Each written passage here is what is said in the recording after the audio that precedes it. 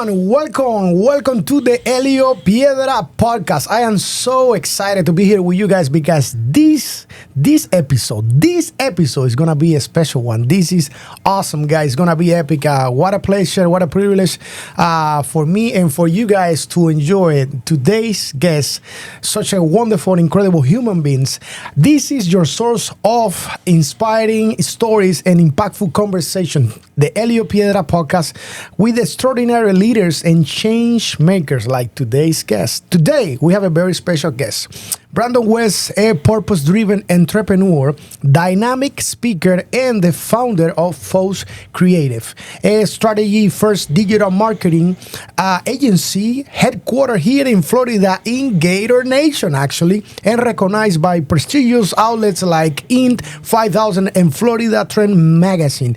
Brandon's journey is nothing short of inspiring. Let me tell you something. From launching PHOS Creative at just 26 years old to building a company that not only drives marketing excellence, but also fuels a global mission to support women and children impacted by extreme poverty and sex trafficking. His work is transforming lives around the world.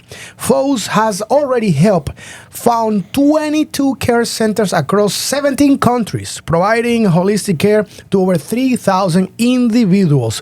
Also, he's an author of It Is Not Your Business to Succeed. And also, he's a passionate speaker who has graciously been in for over 100 stages, sharing invaluable insights on leadership, business, as a ministry as well, and authentic branding. Beyond his professional life, Brandon enjoys spending time with his wife and kids, playing music and mentoring leaders at Salt Church, where he also plays and performs every week. And today we are diving deep, so you better be ready, into his inspiring story, his leadership philosophy, and how he's creating a legacy of purpose and impact. So get ready for an uplifting conversation with my dear friend, the one and only Brandon West, who is gonna leave you motivated and empowered. Let's welcome Brandon West to the Elio Piedra podcast. Elio, mi amigo. Oh, what an honor. Yeah. What an honor to be with you, bro. Thank you so much. Love you, man. Excited to be with you today. Well, you know, I love you too. I really admire you and I appreciate you so much. And thank you for, saying yes to be here with us. Thank you for saying yes to all of us that are coming here today, including myself, to learn from you. There is so much to learn from you, Brandon. And I really, really, really look up to you as a leader, as a role model for all of us in the not only the business way, but also as a human being. You are someone that is inspiring this humanity in times that we need that more than ever before. So thank you for being here with us. Yeah, well, the fun thing about mentorship is it's always a two-way street. You're always learning from somebody else as well, and so it's learning and then giving all that away. One pastor in my life at one point, he said, all I do is just steal from the right people. It's like just steal. How many people, like people who have been on this podcast, we're just like, man, I love that. I'm going to steal that and I'm going to use that in my business, in my life, in my leadership, my family, my company. And then somebody else is going to do the same thing. So yeah, give and take. That's awesome. So guys, are you ready? Because we are going to be having, this is like a trip. We're going to be traveling in times. And as we go, we're going to be learning. And with that being said, Brandon, my very first question for you going back, okay, I want to ask you, what inspired you to create PHOS Creative at such a young age as 26? Yeah, entrepreneurship is such an interesting thing. I don't know. Are people born an entrepreneur or do they become one? I'm not entirely sure. I can think of multiple times in my childhood where I was selling something. I was trying to find value in something and then sell it to somebody else. I think for me, when I graduated from the University of Florida, I had a degree in classical studies, which is Greek and Latin language, Greek and Roman history. And I was told I could do two things with that degree. I could either teach other people Greek and Latin language, Greek and Roman history, or I could manage a Barnes and Noble. Those were my two options for career paths. Barnes & Noble wasn't doing well at the time, so I was like, well, I guess I need to teach. And I taught for 4 years, and on the side, I was building websites. I built one for free for my church. Some 90-year-old guy was managing our website, and I was like, I think I can do slightly better than this guy. Can I help? And he was like, absolutely. So built a free website for my church, built one for a friend, built one for a friend for $300, built one for another friend for $3,000. I was like, wait, this is a business. And at some point you go, hey, like, is business my future? And you've probably heard this term before, golden handcuffs. Yeah. It's the idea that, like, I have a stable income, I have a stable salary. How could I ever walk away from that and put myself into a risky situation of trying to make money through a business? And I went to 5 men in my life who were my closest counselors, and I said, hey, I think I could start a business with this. And all 5 of them were completely unanimous that I should surrender my $18,000 a year teaching career and go try and start a company. And with that kind of support behind you of men that you respect, I just went, maybe I can do this. Maybe God would bless this. Maybe I could step out in faith and make this happen. So 2013 is when I decided to go full in, surrendered my teaching career, and went into PHOS full time. Do you remember what they said unanimous? That what it was something when you had this conversation, what they said about that inspired you to actually just dive deep into your mission and your goals? I think when it first started, my mission wasn't all that great. I think what's so fun about mission and purpose is that it actually evolves a ton over time. And it actually takes a lot of courage inside of us to be able to pivot to that, to listen, how am I being led? What's changing? What's changing for the better? What's drifting away from a vision that once was, but what actually is a vision that's drifting towards a better future? When I started the company, I think if I had a mission statement, it was do what I like doing all day long. That would be fun. Build websites, design logos for people. That was the original mission statement. I thought, man, if I could make $36,000 a year, I would be like so rich compared to my teaching career right now. We wanted like a new car. That's what I wanted to do. And eventually we got our first ever mission statement, which was to make the internet a better place by helping companies look good and get found online. And 6 months of chasing that provided some nice clarity for the company. But as I thought about it, I said, if somebody wrote that mission statement on my gravestone, you might as well spray paint in red across it, life wasted. And I think what's happened over the past 12 and a half years now of leading this company is I'm going, there's actually a much better reason that we could exist. And we've just been moving more and more towards that better existence, that more beautiful, more purpose-driven reality. Wow. I mean, in talking about like evolving and all of that, how has your leadership style, evolved? Okay, as PHOS grew from a home office where you actually, created and founded your whole idea and your operations to a nationally, listen to this, guys, escucha esto, nationally recognized company that I actually been present when they give you the Gator 100 and everything. It was my honor to be there and cheer for you and your team. What have changed? Yeah, so much, so much.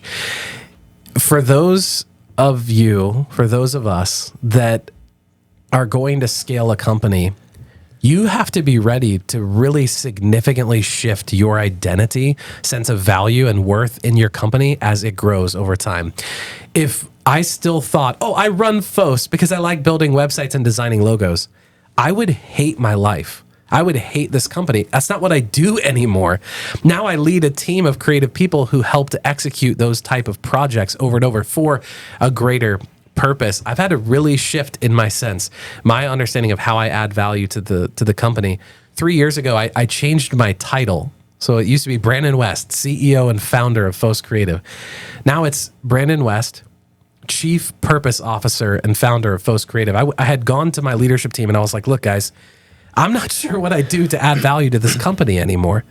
And they were like, you don't know? And I was like, no, if you know, tell me. And they said, Brandon, your purpose in this company is to guard our mission, guard our purpose, and keep us on a greater path, a greater purpose for where we're going as a company. So I rebranded myself the Chief Purpose Officer. Our mission now at PHOS Creative has nothing to do with just websites and branding. Our mission is to cultivate true flourishing in people and organizations while reflecting the love of Jesus to the world. Our vision used to be about number of clients and how many states we have clients in and how many team members we have. And I actually realized those are just vanity metrics. Who cares? Who cares how many states you have clients in? Who cares how many team members you have? Like, you could be running yourself into the ground because you have too many team members. We say at PHOS, revenue is vanity, profit is sanity, cash is reality. For us, we want to exist for more than just purpose. In a healthy company, purpose and profit are not intention. For us, our vision at PHOS now has so much to do with people, not just profit. Our vision is to launch 30 care centers around the world that care for women and children impacted by extreme poverty and sex trafficking. You're like, where's marketing in that? It's actually the fuel to make all of this greater purpose happen. Wow. You are so great, bro. I mean, I am fired up right now. Like, I'm so motivated right now by listening to you, because you actually taking the conversation already to the next level. That answer that you just gave us right at this moment just gave me hope. Okay, and that's what we need in these times. That's what I mentioned from the very beginning, the very first 30 seconds of this episode. And you're actually taking me to the next question that is so impactful.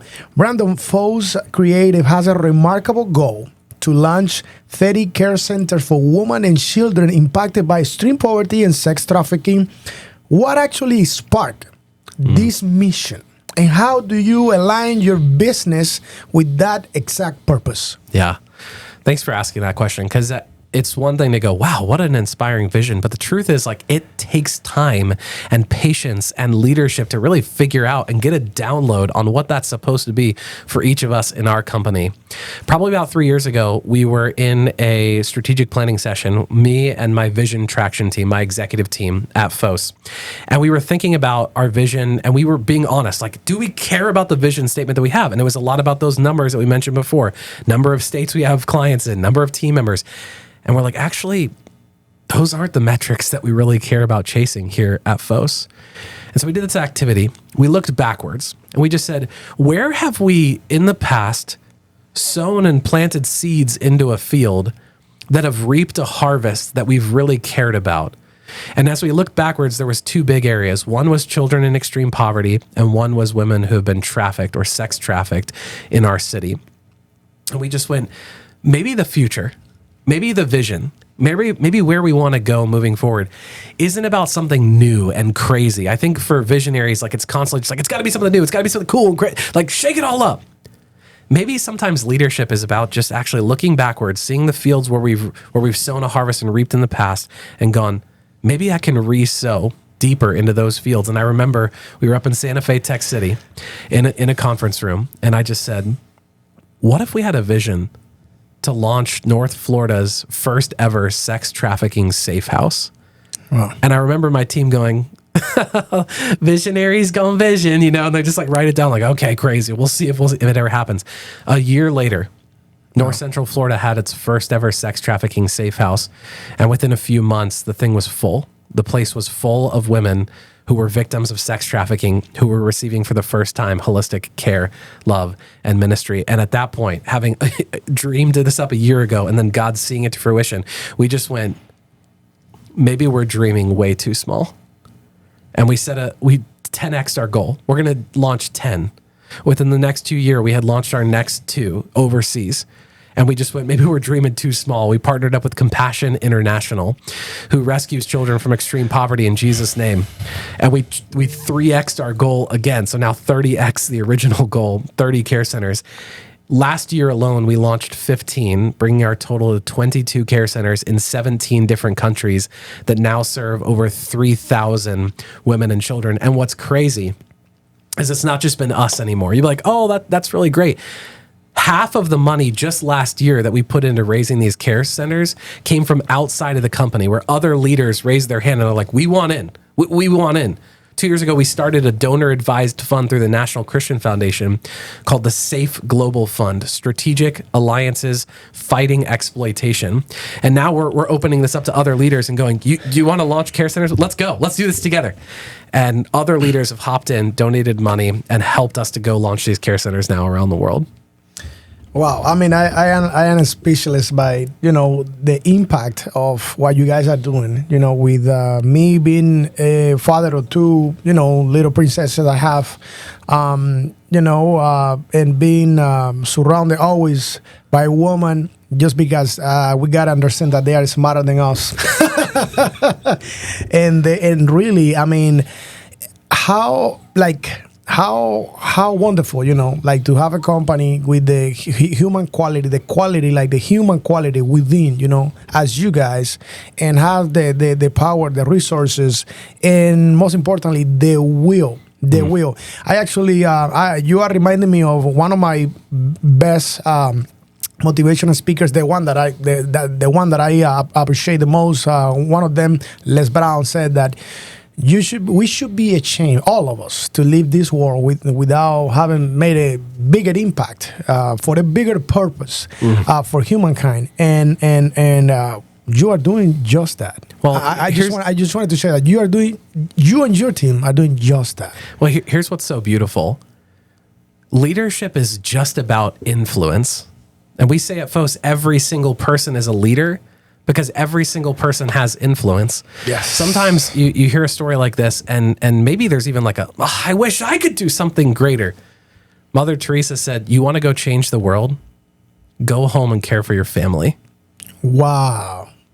You have the ability, when we walk home, those two daughters that you have, your kids, my two sons, our generation is longing for leaders who will look not this way, but this way, down at kids, down at the next generation, down at the next generation of leaders that are coming, and invest in them. Last year, my son turned 16. I learned from a book last year about the power of moments, from a book called The Intentional Father by John Tyson. I want to go change the world with sex trafficking and extreme poverty, but I wanted to change my son's life. When he turned 16 last year, I took him out on a walk around the community, and I'm asking him questions. Hey, where do you want to grow in manhood? What do you think manhood means? I don't know. We turn this corner, I give him a big hug, and I just say, hey man, by the end of tonight, I hope that you have some really cool answers to that. And as we turned this corner and crested this fence, all of a sudden he saw all these tiki torches set up, burning on fire, and then this huge tent behind. And he's like, what in the world is that? This is not near our house. It's like in our community. And I was like, I don't know. Let's go check it out. And we walked up to this tent, and I was like, hey, open it up. And he's like, well, Dad, what? And he starts, are those voices that I know inside the tent? He unzips the tent, and there's 6 men sitting inside of this tent, who have been the 6 men that have invested most in his life outside of me for helping him grow in manhood. We walk into the tent, the first 15 minutes, we're just talking and laughing together. And then I turn to the men and I say, I invited you here tonight because I want you to speak into my son and invite him into this next season of manhood. And for the next hour and 15 minutes, we went around one by one, and these men spoke into his life, challenged him, invited him into manhood, into humility, into character, into being a leader worth following. 2 people on an iPad speaking to him along the way.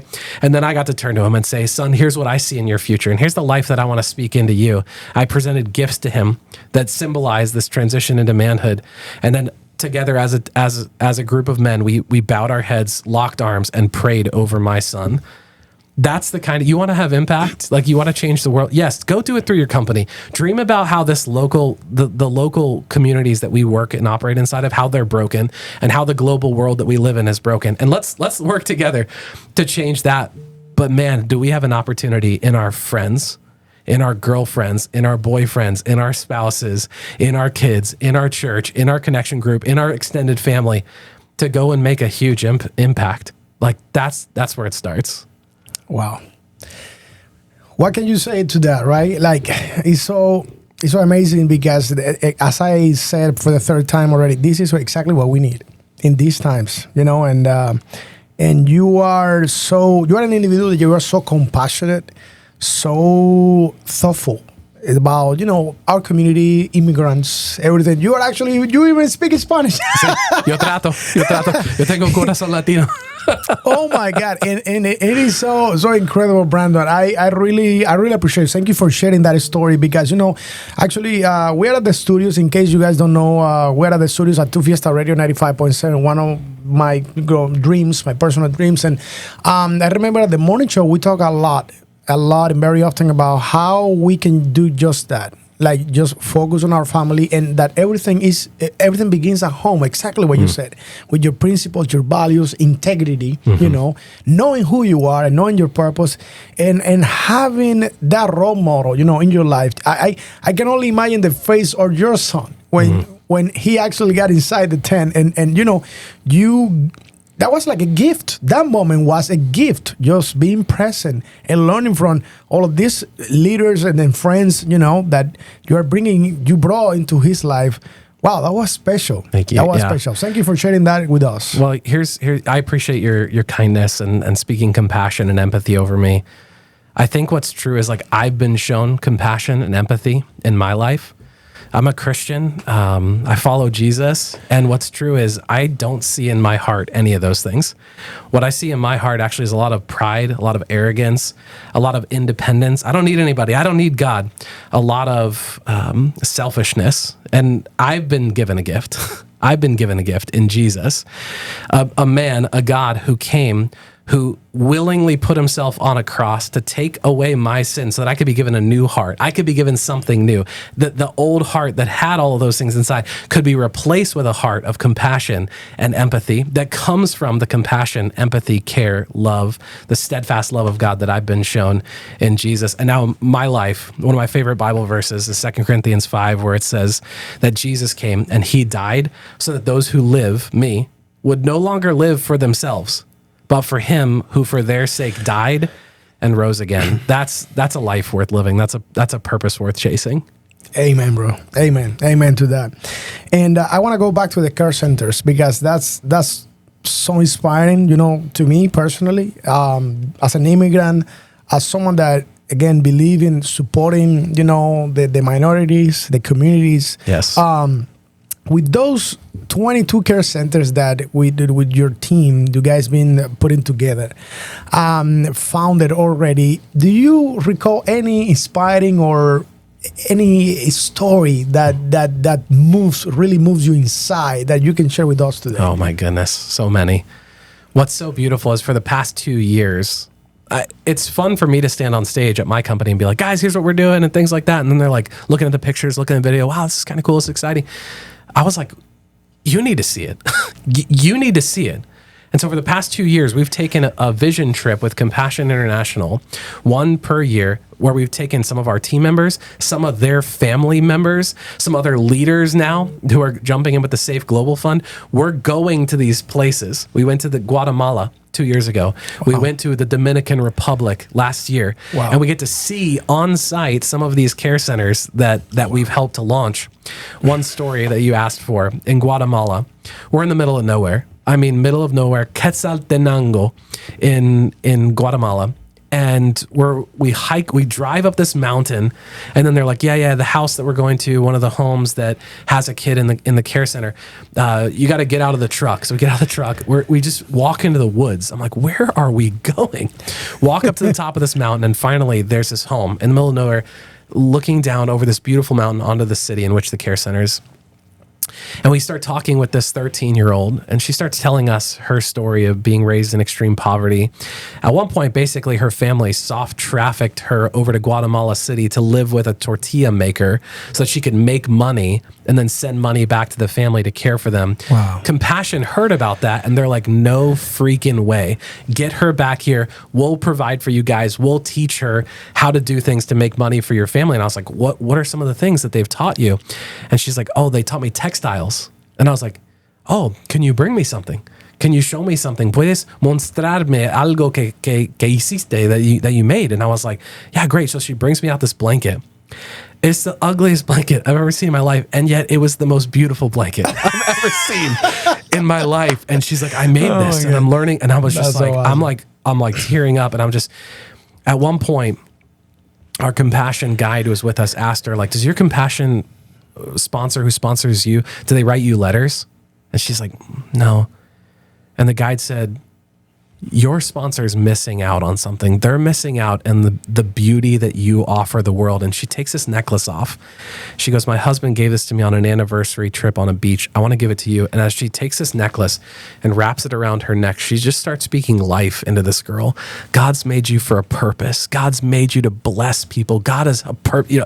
And she's weeping, tears falling down on this floor. And I'm thinking, I am in a holy moment right now. Wow. On the side of a mountain in nowhere in Guatemala, like this moment where this 13-year-old girl who is raised in poverty, soft trafficked by her family, is being spoken life into. And she says, every single time you look at this necklace, I want you to know that there's a group of people around the world who are praying for you, who care for you, and believe in the future that God has designed for you. Amazing that we get to be a part of stories like that, my friend. Wow. Wow. Yeah, you get me almost crying here. Like literally. Wow. That's so powerful. That's so powerful. And you being part of that moment, like just there. Well, what's cool is any of us for any purpose, for our friends, for our family, for our business, we're just a tool. Like we're just a vehicle. Yeah. Like for blessing the world. And I'm just going, God, where are you weaving red threads throughout my life and connecting strange things together to paint the picture of purpose for me? Yeah. All of us get to ask that question. Andy Stanley once said that purpose is found at the intersection of a broken heart, opportunity, and skill. And so we ask at PHOS, what breaks your heart? What brokenness in your community and around the world, what brokenness breaks your heart? And for what's beautiful is all of us are designed with different things. You're like, man, I have a heart for immigrants. That's part of your story. That's part of the brokenness that you can speak into that like I can't. Yeah. And I'm like, man, sex trafficking, this, that. Where's their brokenness? Where's their opportunity? You see this around you for you to speak into. And then where do you have skill? What are your gifts and your callings? You've used your radio. You've used your program to put nonprofits in this seat, to platform them for the world. For each of us, we get to ask the same thing. What brokenness breaks my heart? Where's their opportunity and where's their skill? Man, at the center of those things, maybe there's a purpose worth chasing for each of us in our lives. We're just a vehicle for that.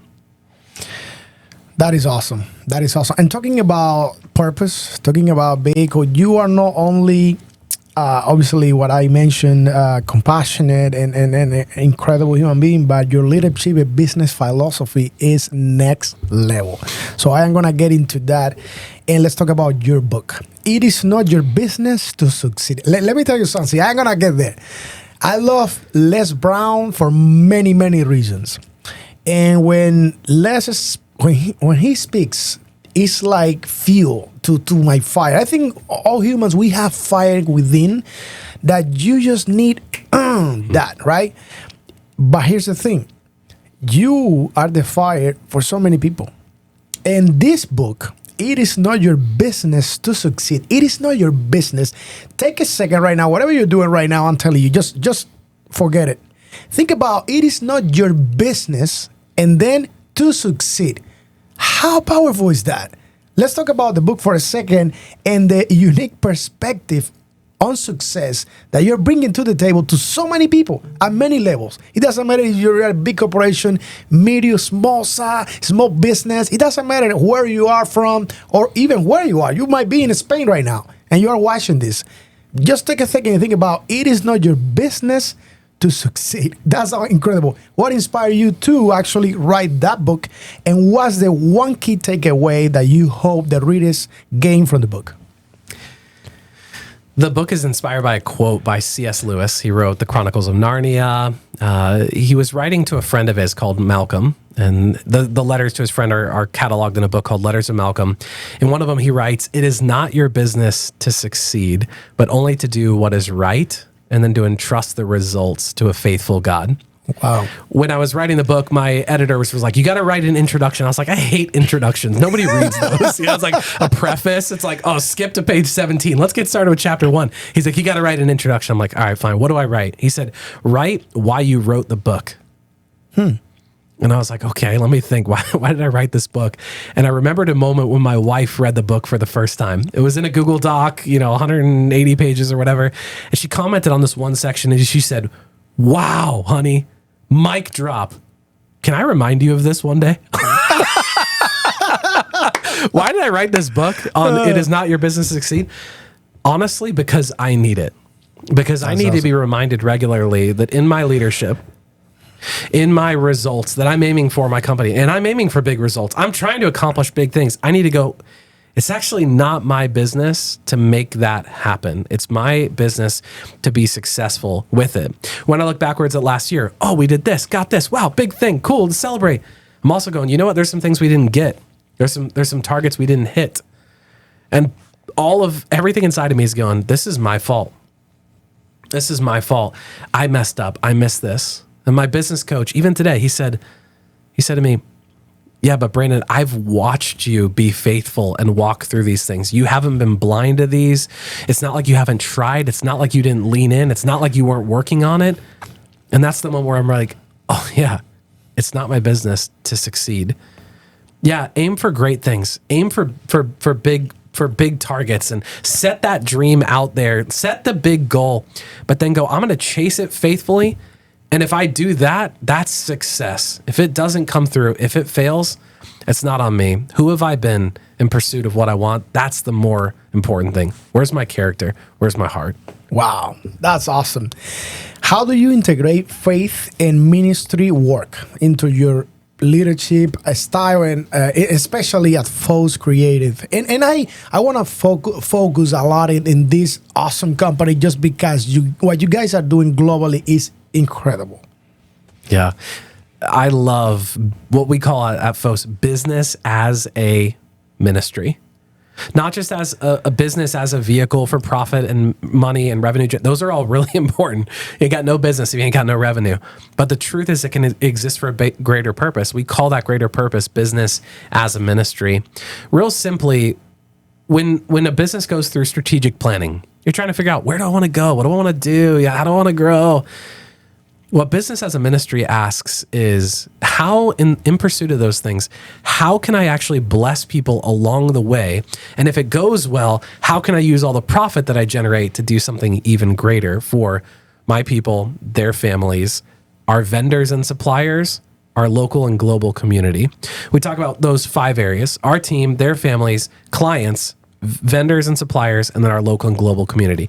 For us, we want to bless those people with their physical needs, their emotional needs, and their spiritual needs. And if I can have, like, cast a vision for a company that's going, this is really interesting, I want to integrate this, how would I do that? Choose one of those 15 cells in that matrix that I just put together. Maybe it's team members spiritually, or their families emotionally, or vendors and suppliers physically, or our local and global community spiritually. Choose one of those cells and just go, in the next month, what's one thing that we could do as a business to bless those people more? There's a book out there called 105 Business as a Ministry Ideas, and it just goes through what are some different ideas where you can bless those people physically, emotionally, and spiritually. That's the pursuit of business as a ministry, and how we can grow as a leader in implementing that. Wow. You just mentioned multiple books as we are talking. I am very curious. Where do you get all these tools and these sources? Do you have a specific books that you would recommend to the audience? Bro, I got more books than this podcast would allow me to go and read off to you. The truth is, like, we always, we say this in leadership, like, you need a mentor. And then you look, you're like, all right, raise your hand. How many of you guys have a mentor? And it's like 5% of the audience raises your hand. You're like, why isn't this message getting through? Finding a mentor is hard. Asking them to mentor you is hard. Getting them to say yes in their busy schedule is hard. A book is a $15 mentor. Exactly. They spent the last 2 to 20 years in distilling everything they've learned in their leadership into a $15 book. I just want to be disciplined in reading great books. I don't often reread a book. My goals are simple. 1 book per month. Like, that's awesome. If you could do that, I think John Spence says you're in the top like 10% of all readers in the world. If you could just read 1 book per month, is that audio book, whatever you want to do. I just want to be an always learning leader. That is awesome. You just mentioned another great human being, John Spence. Shout out to John Spence. If you are watching and if you are not, we're going to send you this clip because we love you and you are an awesome asset and for our community. And I personally have learned a lot from John business-wise and just in life in general.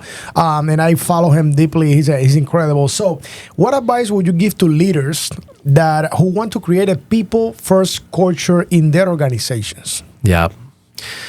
If you want to create a people-first culture in your organization, it's going to require you to refocus your primary responsibilities as a leader. Because in my hardest moments or hardest seasons where I feel threatened in my ability to do so, typically I'm focused on something else. It's my P&L, my profit and loss statement, my cash flow statement, my balance statement, my accounts receivable statement, my financial, my bank statement, my cash, and that's what becomes my focus. Yeah. When that happens, when I begin to tie my sense of identity, success, worth, value to something like that, something that I can lose, something that could go away, I always find myself living and leading from a place of fear. Oh, wow. If you want to lead a people-first company, you can't live in fear because that produces, my wife calls it the efficient Brandon. When I get into efficiency mode, it's like, I get real directive. I get real direct. I get real like, hey, go do this and let's get this done. For me, love is not efficient. Love is not efficient. Love requires me to slow down in paces that aren't natural. I want to be like, pedal to the metal. Love is like, hey, how you doing, man? Like, you seemed like you were off today. I don't feel like you're anything hard going on. Hey, this metric on your scorecard was red last week. I know you to be a really consistent leader. What can I do to help? Anything going on? I got to slow down. Just walk into a meeting. It's like, let's get this done. Let's go. Why is that off target? Like I have a new guy on our team who's in our sales department. The stories that he's told me about the sales cultures he's been in the past have been so different. The first ever Monday stand-up meeting that he went to where we're checking in with one another and there's an inspiring leadership moment and announcements and we're celebrating things. He was like, that meeting was so different than our Monday stand-ups in my last call, or in my last company. In his last company, his Monday stand-ups call looked like this. All right, let's look over the numbers from the weekend and sales. I see your numbers were down there over there, Eric. Eric, on the call here, just go ahead and say in front of everybody, why do you suck? Just tell everybody on the sales call here, why do you suck? Just tell the whole team. That's what his Monday stand-up calls look like in a negative sales environment. That happens. And I see that in my heart. When I'm not willing, you want to build a people-first culture, you're going to have to slow down. You're going to have to value something else. You're going to have to look at metrics differently than you've ever looked at it before. Red and green on a scorecard are going to have to mean something different. Not whose hand do I need to slap, but whose hand do I need to hold? Who do I need to walk in today and minister to? Who's broken? Who's hurting in the company that I have the opportunity to step in and go, hey, how can I help? Is there anything I can pray for you about today? Start with that. Slow down. You'll begin to build a people-first company when you embrace that love is not efficient. Wow. Guys, do you see why I was fired up to do this episode? Can you feel the motivation? That's why you are also, because everything about you and around you, Brandon, that also makes you a great speaker. And we're gonna tap into your career as a speaker as well. You have spoken on nearly 100 stages about purpose-driven leadership, what we're actually discussing today, and authentic branding. What message do you most enjoy sharing with audiences when you are speaking? Yeah. Speaking is such an interesting thing. Some people, they hate public speaking. I was like, oh, please do not ask me to get on stage. I mean, even in a meeting, I'll be like highlighting somebody like, I want to give a shout out to so-and-so. And they're just like, public speaking can be really challenging. Yeah. I love it. I was speaking 2 weeks ago at the Winter Savior Summit for the C-Suite for Christ in Texas, and somebody afterwards, they told me, you come alive on stage. That's my giftings. I love doing that. But the truth is, any of us in any environment can get nervous. We can like, I don't know how I'm going to perform in this environment. We start believing this outcome-based mindset. If I don't perform, people will never trust me and I'll lose all my credibility and reputation. We were 2 minutes out from me getting on stage, and so I'm in the back kind of getting in hype mode. You know, I'm in this like dark corridor waiting to come out. It's 2 minutes on the countdown. I'm ready to like take the stage in a minute. This guy comes around the corner. He's like, hey, I want to pray for you before I get started. I'm like, oh my gosh. I said, you got 60 seconds. I got to get on the stage in a minute. And as we bow our heads and he starts praying for me, one of the things he prays is, God, remind him that he's here to serve, because if he realizes he's here to serve, then he won't have the nerves going on. And I just thought, man, this is so true. All of us have an opportunity to bring a message, the influence that we have, the things we've learned and been taught to the people around us, and just offer them humbly and say, here's what I've experienced. One of my favorite things to bring to a stage is a message that business doesn't have to be wasted just on business. A business does not have to be wasted on business. You can spend it for something better. You can spend it on people. You can spend it on purpose. The things that you're chasing, they don't have to be just about another trophy that sits on our shelves. It can be about a person whose life has been changed because they sat under your leadership. A friend of mine asked recently, what if we could say in our leadership that under our leadership, the people around us learned the purpose that they were created for? They learned who they truly were. What a beautiful way to run a business. What a beautiful reason to run a business. I love bringing that message to the stage. That is awesome. And how do you see the role of branding evolving today in today's digital world? Because right now we have AI all over the place, and you know we have obviously the digital world that is very different in marketing and branding, which is, we know that they are very two different things. How do you see the role of branding evolving in today's digital landscape, especially for purpose-driven companies like yours? For purpose-driven companies, you have an opportunity to brand yourself in a way that none of your competitors have. In my space, it's so interesting. We landed this beautiful, amazing contract 2 years ago with a school here in Florida called Beacon College. And they work with neurodiversity students. Oh, wow. So it could be Down syndrome or otherwise. Beautiful mission. And their structure is out of this world. I wanted to work with them so bad because they were purpose driven. Like, they got it. They exist for a greater purpose. And I remember this meeting where towards the end, they said, Brandon, we've gone through this RFP process. We've got 3 candidates who can do this work. If I'm going to be honest with you, Brandon, all 3 of the companies that we have on deck, they could all do the work just the same. And couldn't that be true of like any industry? It's like, hey, I got 3 people who could install this air conditioning unit. They're all going to install the exact same air conditioning unit. Exactly. I got 3 people who could run a podcast. They could all do it the same. And they said, we want to work with you because we love your culture and we love your mission and we love the fact that you are purpose driven like us. We think that you're going to be the right choice for our team. We'd like to sign the contract. For purpose driven companies, you get to stand out. Peter Horst, a former CEO for a Fortune 500 company, he drew out this graph called the risk relevance curve, where on the y-axis, you have relevance to your potential customers, your relevance to your customers, and on the x-axis, the level of risk that you take on as you become more relevant to them. And he said, you could just stick your head in the sand and be like, all we do is install air conditioning units. Or I said, you could take a slightly bigger risk. I stand for values. We have values in our company. We have a mission. We have a purpose. We take a stand on this issue. And as you go up that chart, you increase risk in your company. Somebody was like, I don't value what you value. I don't stand for your same purpose. I hate the fact that you stand for this position on this issue. But actually, to all of your customers that you really want to serve, all you do is become increasingly relevant to them. For purpose-driven companies, you got something that your competitors don't have. A purpose that makes working with your company the winning choice in a set of 3 or more. Wow. Well, there you go, guys. Now you have homework to do. You need to know what is your purpose. And what is that is bigger than yourself?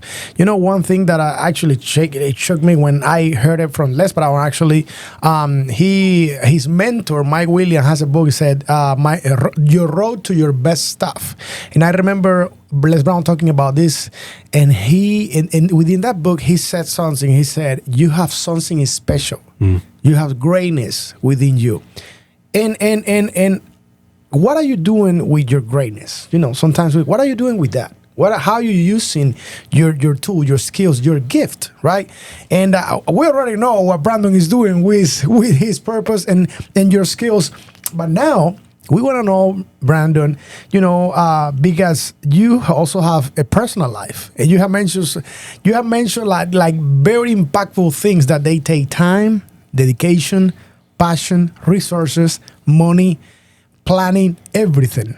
But you also, in the conversation, you mentioned dating your wife and playing board games with your sons. How do you maintain a healthy work-life balance with such a demanding, right, schedule? Always working and planning on all these missions and purposes. How do you work on that? Yeah. Work-life balance is a lie. For I work 45 hours a week on average. You know what, I laugh because I just heard this at a very, very few seconds of a huge podcast, and you just said it like that. That's a lie. The same thing. Work-life balance is a lie. Like, I work 45 hours a week. I come home at 5:30, 5:45, and I get the next 3.5 hours with my 16-year-old and my 13-year-old. Add up that time and the weekend time and time we spend at church. Like, I don't spend the exact same time with them that I spend at work. It's not a balance. Yeah. The only hope for us as leaders is not trying to find a balance, but being intentional. I think one of the great lies, you can see it in Spider-Man, like you just said it, but like, I think a little bit different about greatness. It's like when Uncle Ben says, like, if anyone's destined for greatness, son, it's you. And I think one of the great, like, cultural evils of our day is, like, we use this phrase all the time. Him live up to his potential. The truth is, like, potential is a lie. Potential is a lie. I don't live up to my potential every single day. Most of that is on purpose. Yeah. Like, on purpose, I don't live up to my potential. I could live up to my potential. I could do more business. We could grow more as a company. I could land more sales. I could reach more outbound clients. I could do more blogging and write more books. But I wouldn't sleep. I wouldn't date my wife. I wouldn't have monthly man dates with my son, daddy date nights with my younger son. I wouldn't retreat and go away and try to listen to God. I wouldn't serve at my church. I wouldn't give my time and talent to other organizations. I could surrender all of that so I could go invest in this more potential that I have for my leadership and my business, but I wouldn't be flourishing. The only hope that we have for managing a plate load of things is being willing to take the strategic no and say, I know what my purpose is, so these things are my strategic no. Shelly and I, my wife and I, we say, if it's not a heck yes, it's a heck no. If it's not a heck yes, it's a heck no. The strategic no is easier when we know what we should be investing our time in. For me, it's my relationship with God, my relationship with my wife, my relationship with my kids, my ministry and my church, and then at the bottom is my business. That's really hard to keep in rhythm and in sync. If I can be disciplined, if I can be intentional, then I can create whatever this life and work-life balance is supposed to actually be. I just have to be intentional, and I have to say no to a lot of things. And you just remind me of a phrase or a quote that Jim Rohn, it wasn't even a quote, he was just talking with someone, and he just said, Jim Rohn, he said, sometimes you got to say no to the good to say yes to the great. You know Retweet. Let's go. And you just remind me of that, just like that. It came to my mind. I was like, this is so good, Elio. Awesome. So good. So I'll tell you this.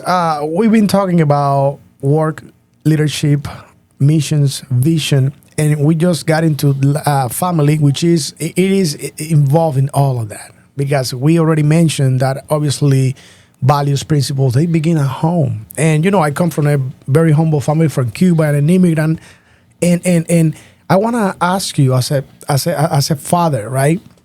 What are your I will say what are some lessons from parenting, at home that you think and you feel in your heart that they have shaped you and your leadership and also your approach to leadership, like a purpose-driven leadership? Yeah. Oh, man.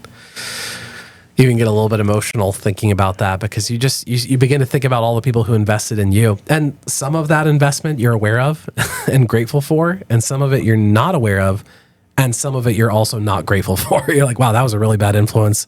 I am glad that you're no longer in my life.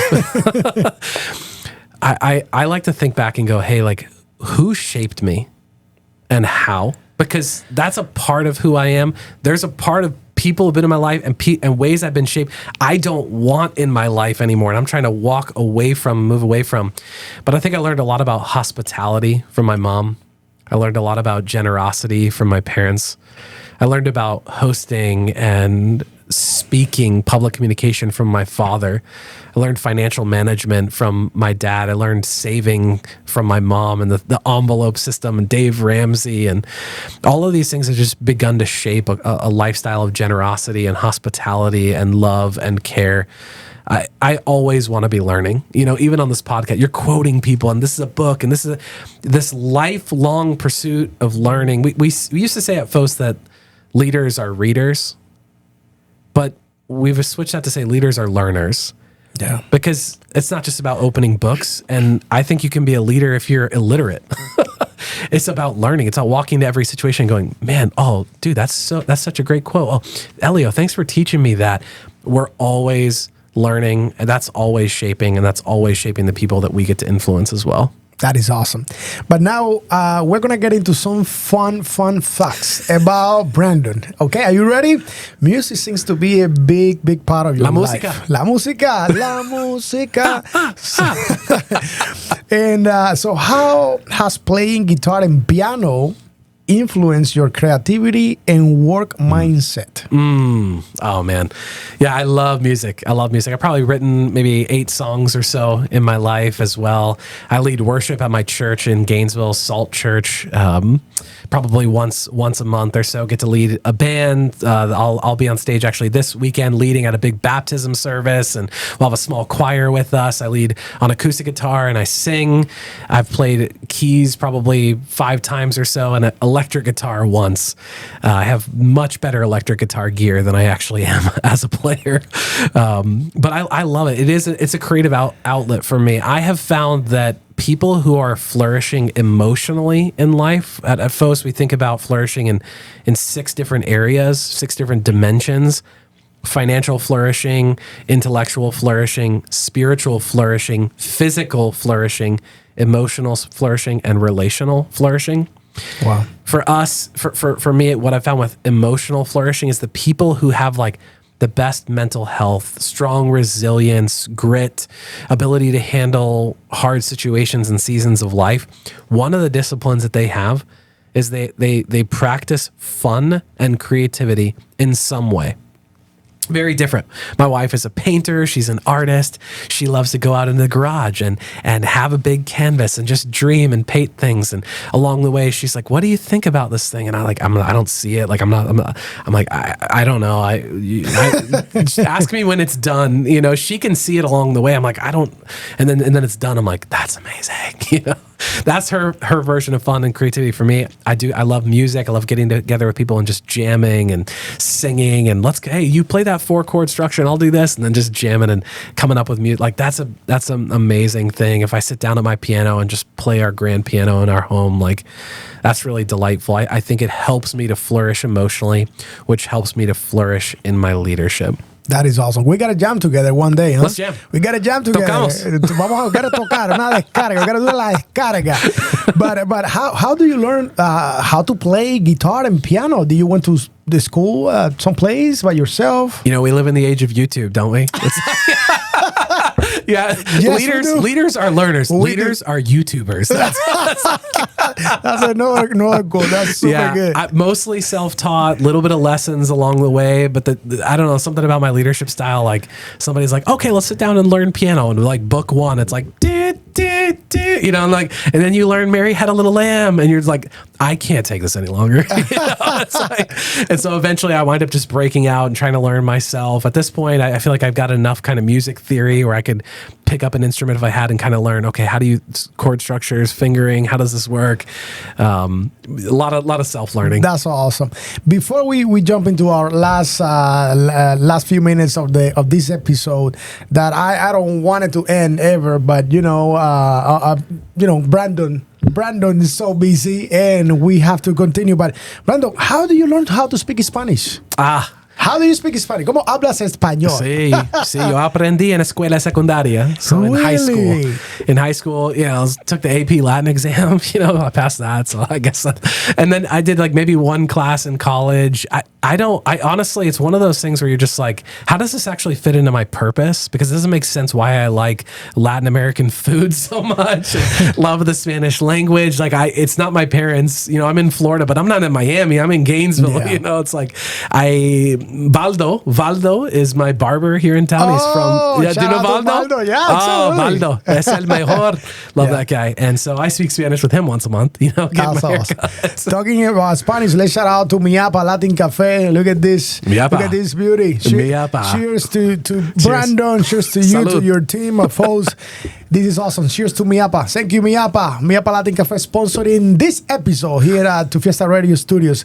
And now, kind of like summarizing and looking into the future, I will say, what are your aspirations for PHOS Creative and its impact over the next 5 years? Not 1 or 3, but the next 5 years. Yeah. We run our strategic planning at PHOS on something called EOS, the Entrepreneurial Operating System. It's best outlined in a book called Traction by Gino Wickman. Highly recommend it. One of the most holistic business strategy books I've ever read before. It's fantastic. We've been running on EOS for the past 5 years. Part of the EOS ecosystem is a tool called the Vision Traction Organizer. And inside of it, there's one section on your 3 to 5 year strategic plan. And so we've got probably 10 to 12 different items in there. Some of those include meeting our goal. Probably in the next couple years, we'll be able to complete our goal for launching 30 care centers. That's awesome. And then that's going to become 50 or something crazy bigger than that.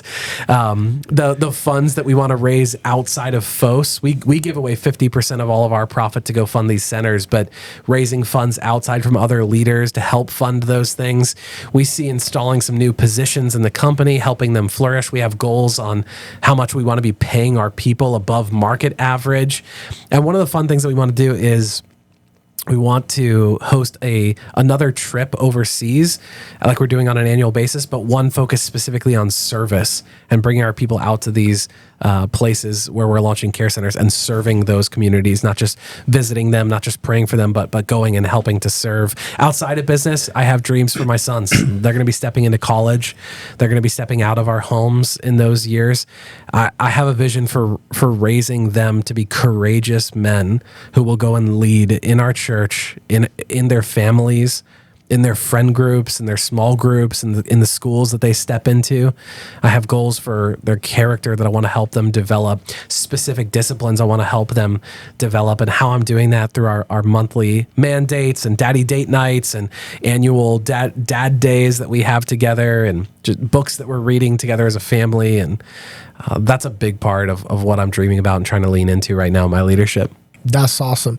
I wanted to ask you before we jump into our last question, how can we help you with one of those missions? You just mentioned multiple missions, going and serve. I'll tell you this: we are big in the immigrant community and in the diversity and inclusion and mental health.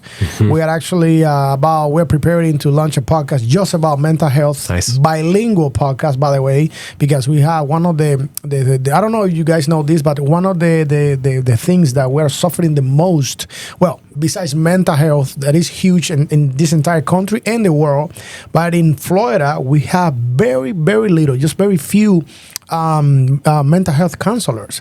So that's why we want to launch this podcast to support, especially so many families, obviously, that are suffering right now, are in fear, and depression, and so many negative emotions, I would say, going through these families, and these families also, going through. So, how can we help with this mission? Yeah. If somebody on this call is thinking, man, launching these care centers sounds amazing and you'd love to get involved, I'd love for you to reach out. My personal website is brandonmichaelwest.com. The company's website is phoscreative.com, PHOS.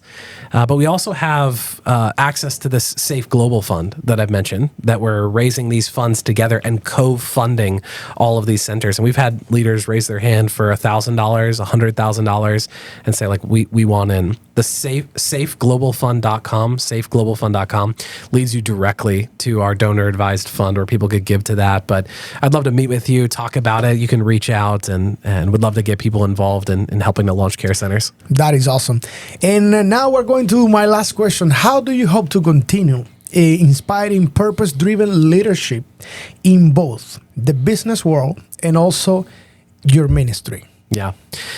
For me, it starts with tonight when I walk back into my home and I get to hug my wife and I get to say hi to my children and invest in them. It starts with the connection group that I'm leading. It starts with my team when I walk back into the office momentarily. Each of those moments are places where we get to lean in and go, this isn't just about like landing the next project and hitting the next profit goal and gross margin goal. It's about brokenness. It's about people. It's about influence. And me getting to lean in, be faithful in those moments. I think part of that, my first book, it's just the first. So I'm excited, hopefully, about launching my second book in the coming years as well. Well, Brandon, what can I say? I feel I am full. Guys, I am full. That's it. You know, nothing else needs to be said. I really want to, from the bottom of my heart, and, and behalf of our team here, behind cameras, and thank you. Thank you for making the time to come here, and make an impact in us. Like, really, you just changed me right now, for the greater good. And I want to thank you for that. Thank you for what you do. Thank you for caring about the community, about your team. I get to see you in many stages, getting these awards and, mentioned by, the Brandon that I had the opportunity to see today. And I have the blessing about sharing your message and who you are as a human being with our audience and the community and the world. Like, literally, it's priceless. So I want to thank you for that and for what you do, because wow, it's just amazing. And I feel very motivated, very inspired. I feel fired up right now. It doesn't take much to fire me up, but you. Es mi placer, amigo. Thank Gracias. you, brother. Thank you. Cheers to you. Cheers to PHOS Creative. And guys, this is why, you know what? I'm going to say this. Well, first of all, I want you to know that I love you that are watching this. I want you to know that I love you and I appreciate you. And you that are watching, I want you to know that I love you and I appreciate you as well. And we don't want you to miss any of these bilingual episodes. We can be speaking Spanish. We can be speaking English. I'm working on my Portuguese, But the thing is that we want you to be part of our community. We need this now more than ever. So please subscribe to our YouTube channel, click on that notification button, and most importantly, about this episode, this is going to be your homework. Share this episode with someone that needs to hear this. There is hundreds of thousands and millions of people out there that they need to feel how I feel right now, motivated, inspired, and also with a greater purpose in life. And knowing that everything begins at home and taking care of your family, your values, and what is really important. And that's family. Thank you, Brandon, again, brother. I feel so awesome. And you guys, we're going to see you next Wednesday at 7 p.m.